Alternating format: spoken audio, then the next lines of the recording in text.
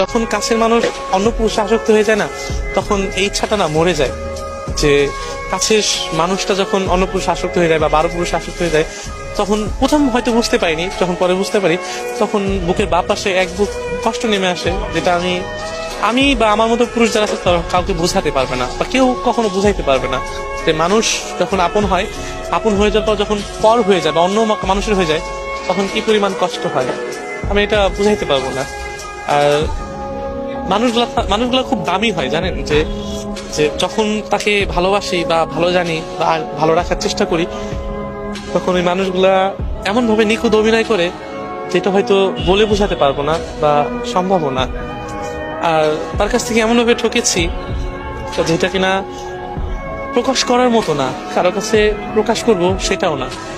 এই জন্য নীরবে কষ্ট পাওয়া ছাড়া কোনো উপায় নাই, বা একাই ভাবি যে কেন মানুষ এমন হলো।